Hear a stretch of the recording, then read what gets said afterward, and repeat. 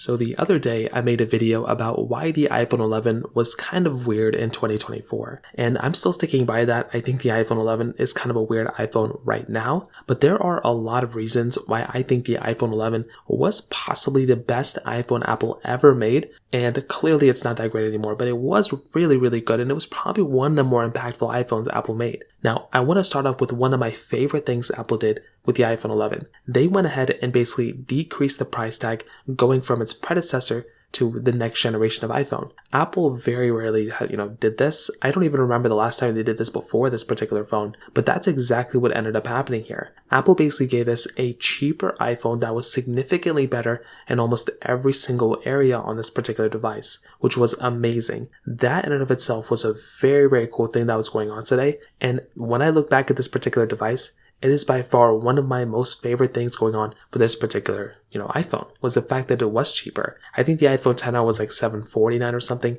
and this one ended up being $699. And for $699, you were getting a significantly better iPhone, and it was one of the last $699 iPhones we got, because if you remember with the 12 mini and 13 mini, those were actually $729 off contract, technically speaking. So this was also one of the last cheaper iPhones we ended up getting for the time period. On top of that, I would also add that display, although it was an IPS LCD panel, really wasn't terrible, and I do think it was like an okay panel when it kind of came down to it from that perspective as well. Now, I do think the performance of this particular iPhone was also very good. Having that Apple A13 Bionic chip was pretty good, and I think even compared to maybe like an iPhone 14, iPhone 15, it still, it handles things okay. Again, it's not perfect by any means, and I don't think this is an iPhone I'd recommend the average person to, say it's better than the iPhone 15, but it's still comparable in a lot of ways, and still having 4GB of RAM and that Apple A13 Bionic is still very respectable for the most part, and I do think that is honestly a pretty decent, performance chipset to have inside of it, at least in my opinion as well. Now, I want to lead into the camera,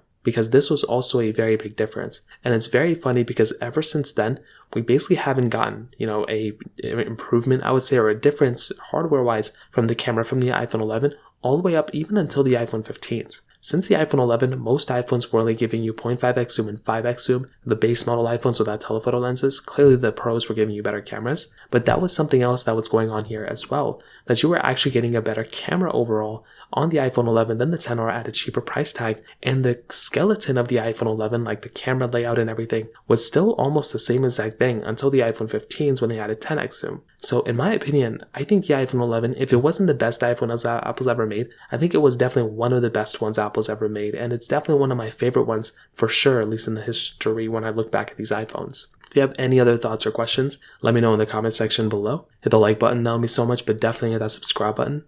More importantly than everything else, I love every single one of you guys. Hopefully I'll catch you guys in the next video. Peace out till then.